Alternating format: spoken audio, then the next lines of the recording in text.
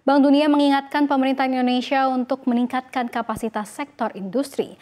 Dalam pandangan Bank Dunia, industrialisasi Indonesia terus melambat dan sangat terkonsentrasi ke sektor tertentu. Produktivitas tenaga kerja juga sangat rendah dibandingkan dengan negara lain. Hal ini disampaikan dalam laporan yang dirilis pada Juni 2024 berjudul Unleashing Indonesia's Business Potential. Lantas, apa saja tantangan struktural yang menjadi sorotan utama Bank Dunia? Kita akan bahas lengkapnya dalam peringatan Bank Dunia untuk Prabowo, senjata RI jadi negara maju macet. Ya, Bank Dunia mengatakan adanya konsentrasi yang semakin tajam pada sektor tertentu dalam pengembangan manufaktur di Indonesia. Kondisi ini membuat Indonesia rentan dan memiliki daya saing yang lebih rendah. Dalam pandangan Bank Dunia, manufaktur Indonesia semakin terkonsentrasi pada sektor yang berbasis komoditas. Sektor-sektor yang menciptakan rantai pasok global justru kurang tergarap. Pertumbuhan pengolahan basis komoditas mencerminkan keunggulan komparatif Indonesia sebagai negara yang kaya sumber daya alam. Namun, daya saing industri manufaktur lainnya perlu diperhatikan karena penting dan bisa memberi nilai tambah dalam jangka panjang. Bank Dunia menyebut setidaknya ada 3 sektor penting yang bisa menghasilkan nilai tambah dalam jangka panjang. Sektor tersebut diantaranya adalah sektor yang mengandalkan tenaga kerja skill rendah di sektor tradable atau sektor-sektor yang menghasilkan keluaran produk yang dapat diperdagangkan di pasar luar negeri seperti tekstil, pakaian, dan juga furniture. Sektor lainnya adalah sektor industri yang mengandalkan tenaga kerja dengan skill menengah dan mendukung manufaktur inovasi global seperti mesin dan juga peralatan, kemudian juga kendaraan bermotor dan kendaraan listrik. Sektor lainnya adalah sektor industri yang berbasis dengan inovasi global yang membutuhkan tenaga kerja dengan skill yang tinggi seperti komputer, elektronik, dan juga farmasi. Industri-industri ini cenderung memiliki keterkaitan rantai global yang nilainya ini lebih kuat dibandingkan dengan pengolahan berbasis komoditas dan oleh karena itu cenderung terkait dengan produktivitas yang lebih tinggi dan penciptaan lapangan kerja yang lebih baik. Daya saing dan pertumbuhan industri manufaktur ini akan sangat dipengaruhi oleh kualitas dan daya saing input dari sektor jasa. Selain industri berbasis komoditas, industri Indonesia juga terkonsentrasi ke makanan dan minuman. Peningkatan pangsa industri makanan dan minuman bersama dengan ekspansi beberapa industri berbasis komoditas telah menyebabkan penyempitan basis pertumbuhan ekonomi dan pengurangan diversifikasi dalam sektor manufaktur. Industri makanan dan minuman yang jauh menjadi kontributor terbesar terhadap nilai tambah manufaktur kini melambat.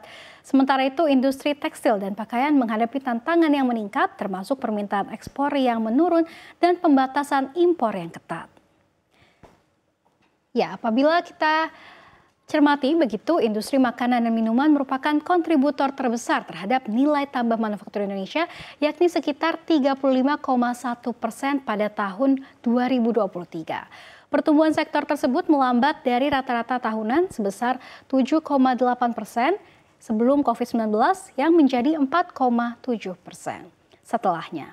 Kendati mendapatkan manfaat dari permintaan domestik yang kuat dan pemulihan layanan hospitality, pertumbuhannya terkendala oleh tekanan inflasi dan juga ekspor yang lemah. Demikian pula industri tekstil dan pakaian yang menghadapi tantangan yang meningkat pasca COVID-19, termasuk pasar ekspor yang menyusut akibat pembatasan impor yang ketat. Ya, tantangan ini juga telah menyebabkan pemutusan hubungan kerja atau PHK yang signifikan dan penurunan stabil dalam kontribusi sektor ini terhadap nilai tambah manufaktur dari 6,2% pada tahun 2019 ini menjadi 5,2% pada tahun 2023. Ya, sementara itu, industri prioritas lain yang lebih bernilai tambah seperti peralatan transportasi dan mesin tumbuh dengan kuat, sementara produk karet dan furniture mengalami kontraksi pasca COVID-19. Secara keseluruhan, kontribusi sektor manufaktur terhadap PDB tetap di bawah 20% pada tahun 2022. Kita bisa saksikan bahwa pada tahun 2022 ini pertumbuhannya hanya sekitar 18,34%. Ini antara porsi industri manufaktur Indonesia terhadap PDB. Sementara itu pada tahun sebelumnya, khususnya 2021 ini malah di atas 18%, yakni 19%. Dan pada tahun 2017 ini terakhir kita lihat pergerakan ini di 20,16%. Sementara untuk yang tertinggi sepanjang sejarah begitu ya, ada di tahun 2003 yakni 28,84%. Ini pun sangat jauh sekali dibandingkan tahun 2022 yang hanya sebesar 18,34%. Dan menanggapi kondisi industri manufaktur yang kurang baik, World Bank Lead Economist for Indonesia and Timor Leste, Habib Rab, mengatakan perlunya mengatasi hambatan non-tarif dalam hal akses terhadap teknologi dan input yang penting, namun juga menghapus pembatasan pada sektor jasa termasuk pembatasan mempekerjakan pekerja asing serta pembatasan penanaman modal di sektor jasa. Selain itu, Senior Economist World Bank Alexandre Hugo Lore berpendapat bahwa industrialisasi harus beralih dari fokus pada alam dan lebih fokus pada diversifikasi ekonomi. Menurutnya, perusahaan manufaktur menjadi yang paling terkena dampak buruk dari implementasi Omnibus Law. Nah, dalam catatan Bank Dunia, kontribusi industri makanan dan minuman semakin turun dari 2,5% pada tahun 2017 sampai dengan 2019, ini menjadi 1,6% pada tahun 2021 hingga 2023. Sebaliknya, industri logam dasar dan produk logam melonjak menjadi 0,8% dan 0,9% pada tahun 2021 sampai dengan tahun 2023. Ya, selain itu, sejalan dengan Bank Dunia, data Badan Pusat Statistik atau BPS juga menunjukkan perlambatan manufaktur. Jika melihat data BPS pada tahun 2001 sampai dengan 2004, rata-rata pertumbuhan manufaktur RI ini mencapai 5,03%. Ya, di era Megawati Soekarno Putri, rata-rata pertumbuhan tersebut jauh di atas satu dekade era Susilo Bambang Yudhoyono dan Joko Widodo yang masing-masing mencapai 4,7% dan juga 3,6% kontribusinya. Di sektor manufaktur terhadap PDB yang juga terus menurun, ini dari 26,05% pada periode SBY term 1 ini menjadi 21,05% di era Jokowi term kedua. Ya, selain itu persoalan terkait dengan industri manufaktur, Bank Dunia juga menyoroti soal rendahnya produktivitas tenaga kerja Indonesia. Produktivitas tenaga kerja Indonesia ini menurun drastis sejak pandemi COVID-19. Produktivitas tenaga kerja juga turun dari 7.530 dolar Amerika Serikat ini atau sekitar 123,64 juta rupiah per pekerja pada tahun 2015 ini menjadi hanya 5.336 dolar AS atau sekitar 87,62 juta rupiah.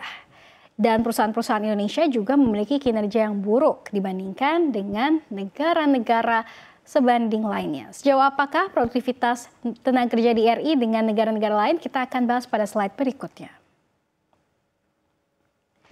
Ya, Indonesia ini memiliki produktivitas tenaga kerja dengan rata-rata terendah dibandingkan dengan pesaingnya seperti Turki dan juga India.